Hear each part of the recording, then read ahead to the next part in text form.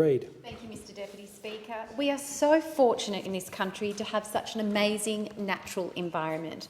From dense rainforests to barren deserts, the sea to the bush, we are truly very, very lucky. However, with this great fortune comes great responsibility. We must protect our environment and ensure the next generation can enjoy it just as we have. A fundamental part of this responsibility is how we look after our waste. We know that Australians want to do the right thing and ensure that what they put in their recycling bin does not end up in landfill or cause harm to the environment. There is no point encouraging people to recycle if they can't even ensure it will be disposed of properly. The federal government has listened and is delivering. We are the only country in the world that has banned the export of its unprocessed waste glass for disposal overseas, and we will shortly be banning unsorted and unprocessed plastics, tyres and paper and cardboard being disposed of overseas. Since the ban was agreed, exports of plastic waste alone have fallen by around 5,000 tonnes per month. Australia's first ever waste and recycling laws put Australia's world-leading waste export ban in place and create unprecedented economic opportunities, encouraging best practice in product stewardship and protecting our marine environment. Over $1 billion transformation of our waste and recycling industry will generate 10,000 jobs and divert 10 million tonnes of waste from landfill. This will turbocharge our waste management and recycling sector to recover and remanufacture waste materials. The federal government's investment in the Recycling Modernisation Fund and measures to support the National Waste Policy Action Plan will create 10,000 new jobs over the next 10 years by expanding Australia's recycling industry and infrastructure. The 10,000 job figure is based on jobs created by increased recycling onshore as a result of this export ban, construction related to investment in infrastructure, and increasing the current resource recovery rate to 80% by 2030, in line with the National Waste Policy Action Plan.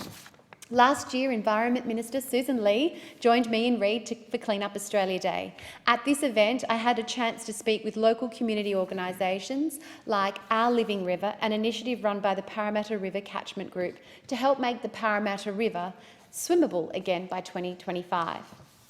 Only a few weeks before that, I met with the youngest Riverkeeper ambassador, Hannah Chalmers, who is a PLC Sydney primary school student and a descendant of Sir Edmund Barton. Hannah has won awards for her environmental app, The Green Elephant, and I have spoken at length in this place about the work that groups and individuals, especially our young people, are doing in Reid to protect our environment, and I will continue to support their grassroots work. Mr Deputy Speaker, each year 800,000 tonnes of clothing and textiles are discarded by Australians. That's an average of 31 kilograms of textiles per person annually, at a national rate of 15 tonnes of textile waste every 10 minutes. This is simply too much waste. The federal government will host a national roundtable on textile waste, bringing together the fashion industry, retailers, reuse charities, fibre producers, researchers and waste management experts to stop dumping clothes in landfill.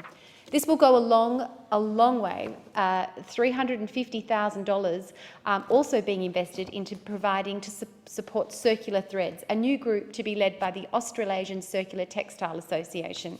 Food waste is another area where our society can do better. Each year, Australians waste around 7.3 million tonnes of food. That's about 300 kilograms per person.